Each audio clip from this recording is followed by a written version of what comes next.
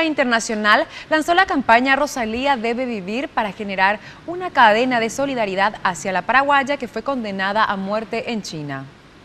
Con la campaña denominada Rosalía debe vivir, Amnistía Internacional busca poner en debate el polémico caso de Rosalía Amarilla, la joven compatriota condenada a pena de muerte en China.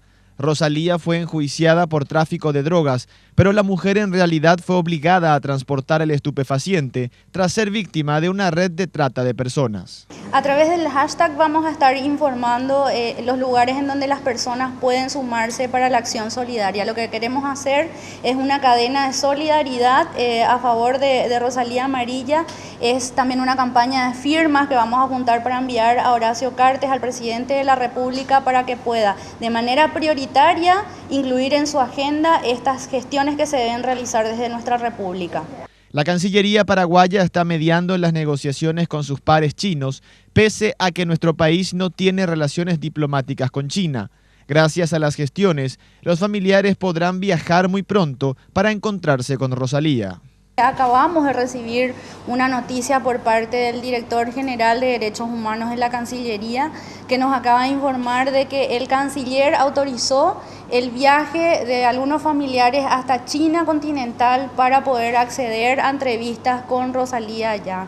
Esta es una cuestión sumamente urgente y importante que la Cancillería, el canciller específicamente, que sabemos que él estuvo fuera del país, que al llegar a nuestro país ha tomado las medidas que tienen que ver con una ayuda humanitaria para que justamente Rosalía pueda acceder a entrevistas con la familia, que ustedes saben que desde hace 2 años ella no pudo acceder a ver en persona a sus familiares. Doña Arminda, madre de Rosalía, afirmó muy apenada que las pocas veces que pudo hablar con su hija, tuvo que hacerlo en guaraní, ya que todas sus comunicaciones son monitoreadas por los funcionarios de la cárcel. La madre denunció además que no se dio un proceso justo, pues Rosalía nunca accedió al derecho a la defensa a través de un abogado.